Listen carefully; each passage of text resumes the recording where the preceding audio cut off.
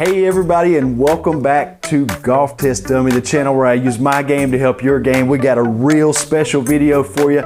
I even broke out my Tiger Woods 2013 Masters golf shirt that I found on eBay for pretty cheap. It wasn't easy to find, but I love this shirt when I saw it in the Masters, and I couldn't find it anywhere anymore, but I happened to find one months ago, and I've been saving it for a special occasion, and that occasion is today.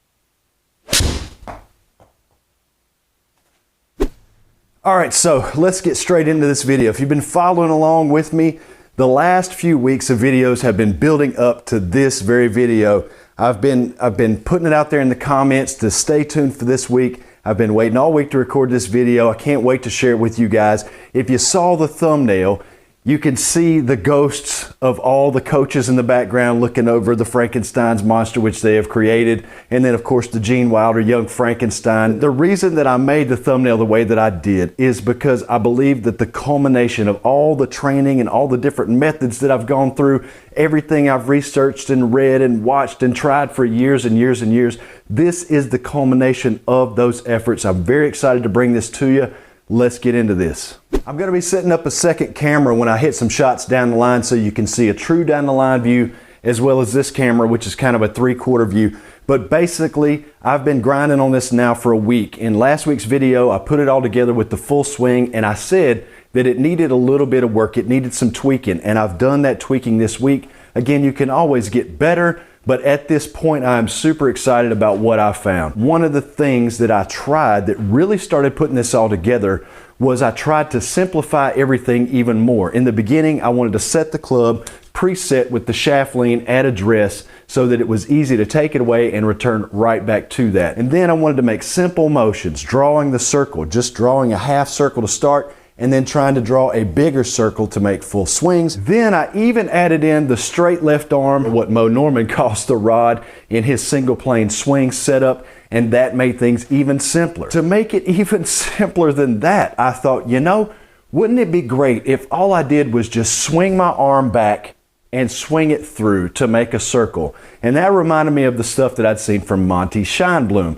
He takes his left arm and then he talks about just getting the left arm off of the chest. And I thought, what if my entire body, my lower body and my chest, if I had that stillness from Jim Venetos, I combined the stillness in that setup with the single plane swing, left arm straight out, a little bit of side tilted address, and a wider stance with my feet.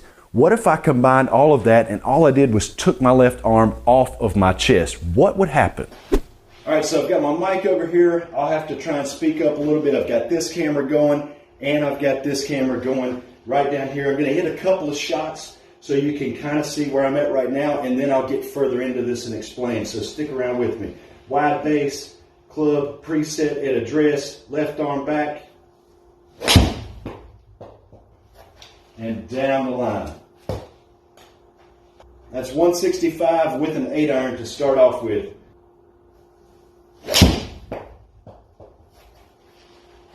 Another solid one down the line, maybe just a touch to the left. Is that 175? I think that's 167 carry with an 8-iron, 175 total. So what are we looking at? What are we looking at when we watch those swings? I just want to preface this by saying that feel is not real, and we all know that. So there's some things that I'm feeling are happening, but in reality, other things are happening. So let's just be clear about that. I threw in a dash of Zen Golf, which the main thing that I took away from Zen Golf was intention. What is your intention? This is so powerful. This is really the genius of Zen Golf. The intention is very simple, and it's outside of my body. It's to make this circle that is on plane, the way I visualize it being on plane, and just to make that circle around me. So you've got some Zen Golf in there. And then I threw in some Jim Venetos. The Jim Venetos stuff, his main thing is stillness. So with stillness, when I'm setting this nice wide base with my feet apart, and then I've got my arm out, I feel like my lower body and all of this mechanism from my hips down is creating this very solid, stable base for which I can focus on keeping this part of my body still. Now, of course, it's going to be reactive as to what's going on up top, but I'm unaware of that. Again, feel is not real, but I want that stillness in my base. But I take it one step further, and then I involve a little bit of the Monty Scheinblum stuff, where he talks about taking the arm across the chest and then just getting it off of the chest first. Again, feel not being real. Your lower body is going to initiate everything first,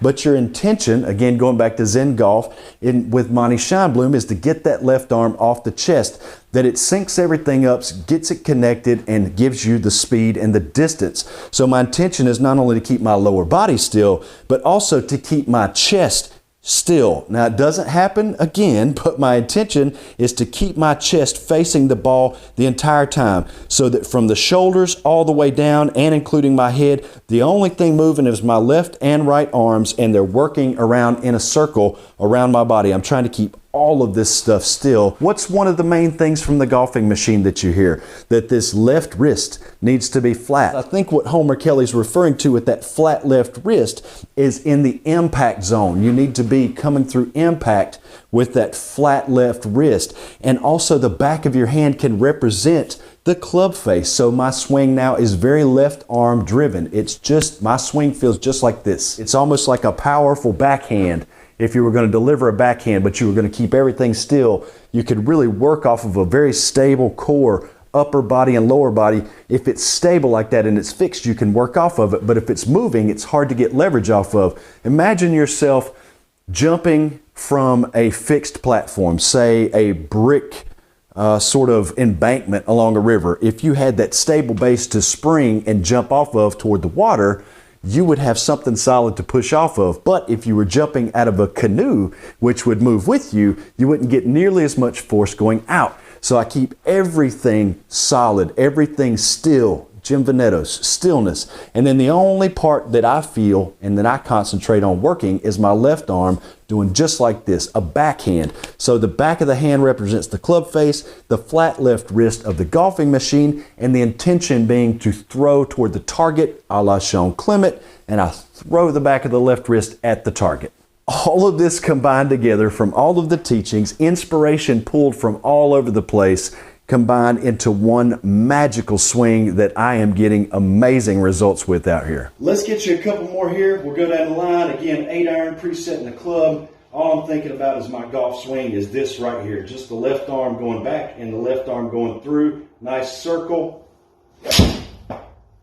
Woo! That is smoke down the line. Straight. Carrying, I mean, that carries like, I think that's 170 with an 8-iron. 180. Who says you can't build speed without the lower body? That's a carry of 167 or 169 going out to 176. Who says you can't get speed without involving the lower body? Well, I am involving the lower body. I'm just involving it in a different way. Right down the line. Again, time and time and time again. Like I said, I want to wrap this video up with a very important thought, and it might actually be a couple of very important thoughts. I think these are key. Over all the reviews that I've done, all the time that I've spent researching and reading and watching and listening and trying all these different things out, I think that I've come to my own philosophy, and I think that that revolves around a core belief that the club and the motion of that club that I want, which I believe is a very basic premise to make a circle with the golf club, I think that that can really put your body into your personal positions that you need to be in order to support the circular swinging of that club. It's going to be different for everybody. Everybody's going to look a little bit different. No two swings will ever be the same. But the motion of that club and swinging it in a circle, that intention, can be the universal swing for everybody. It can be everybody's intention because the club and how it interacts with the golf ball is the only real truth. But the motion of that club, how it needs to swing, it must swing in a circular fashion. It must have a slightly descending blow to contact the ball on the turf, and it must have the handle leading the club head at impact to contact the sweet spot. Those three things must happen in any good golf strike. The rest of it can be developed by your subconscious and your own instincts and your own body's way of working to support the motion of that club. My feels are that I keep my chest and my hips and everything completely still and stable.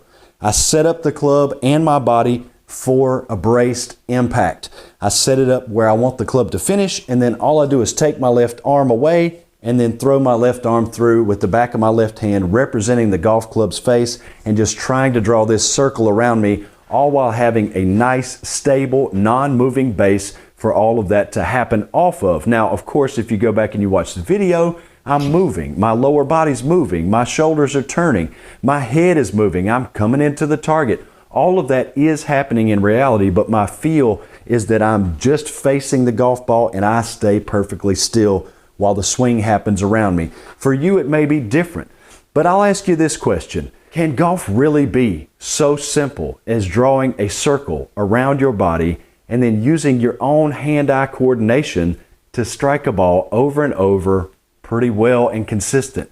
I think it can. I think the motion of the club is the universal component to the golf swing, and the rest of it, what our body's doing, is there to support what motion we want with that club in our own unique way. I appreciate you guys being with me. I'm going to continue with this. I've actually got some on-course stuff that I'm going to be filming. I'm going to take this out and I'm going to test it on course for you to let you see how it performs. I haven't played golf in almost 4 months. It's going to be a great test. Stick around, subscribe if you haven't already, and I'll catch you in the next video.